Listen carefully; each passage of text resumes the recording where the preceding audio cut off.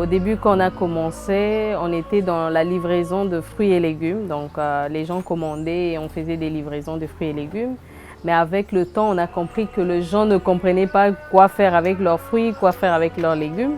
C'est comme ça qu'on a commencé à proposer des jus naturels.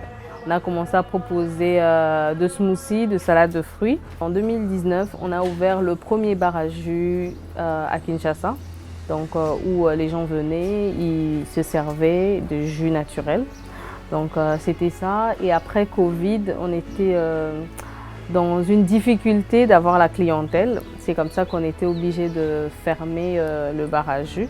Mon entreprise Grecart, je l'ai créée depuis 2019 de façon officieuse. Je faisais toujours des photos à gauche et à droite de meubles et puis je revendais sur mes pages.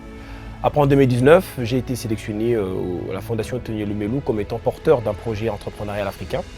Et nous avons voyagé avec le chef de l'État en 2019 pour Abuja. Et en pleine conférence, le président nous avait promis la création du fonds de garantie de l'entrepreneuriat pour nous accompagner sur le plan financier afin que nos entreprises évoluent. Aucun pays ne peut être déstabilisé lorsque sa jeunesse est vaillante, dynamique, alerte et proactive par rapport aux événements qu'elle perçoit comme des défis majeurs liés à son existence et à celle de la nation à laquelle elle s'identifie. La création du FOGEC est une volonté qui a été constatée par celui qui dirige ce pays, le chef de l'État, son Excellence Félix-Antoine Tshilombo Tshisekedi. Il a remarqué que la plupart des entrepreneurs n'avaient pas accès au crédit. Il a voulu en faire des millionnaires. Pour qu'un pays se développe, il faut que les personnes qui composent ce pays soient en bonne santé, soient bien éduquées et puissent avoir un développement continu. C'est seulement à cette condition-là qu'ils peuvent produire la richesse et donc développer le pays. Et ce concept de capital humain, il est très important parce que les pays qui se développent sont des pays dont le capital, dont l'humain constitue vraiment la principale richesse. J'ai fait la rencontre de FOGEC au travers une dame qui est du réseau Tony Elumelu. On a postulé et c'est comme ça qu'on a été retenu pour présenter nos projets. On a eu quelques réunions, on a parlé de nos projets.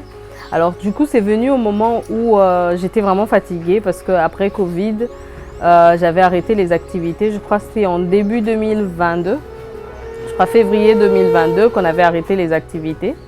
Et quand on a arrêté les activités, on m'a parlé de FOGEC. Et quand j'ai vu cette opportunité, c'était vraiment l'opportunité qui m'a redonné l'espoir de réouvrir. Je me rappelle le jour de la réunion où on me demandait « Mais on connaissait le bar à jus surprise tropicale, qu'est-ce qui s'est passé ?» Au départ, avant le régime actuel du chef de l'État, c'était compliqué pour des entrepreneurs d'avoir des accompagnements financiers. Et non simplement ça, avoir des incubateurs, des accompagnements et même de lois qui favorisent aujourd'hui que les entrepreneurs puissent évoluer.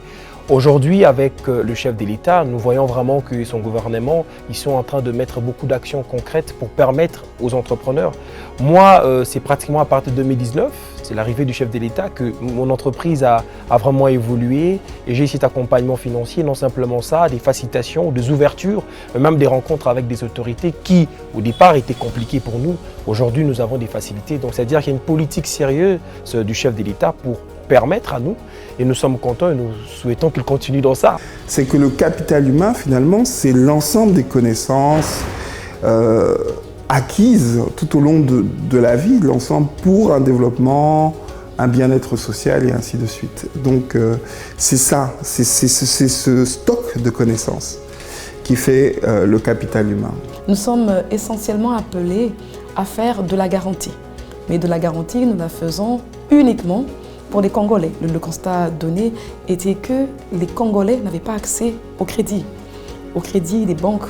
Alors du coup, il fallait créer une institution, un établissement qui était le FOGEC pour essayer de donner cette lueur d'espoir, créer des millionnaires congolais mais apporter la garantie.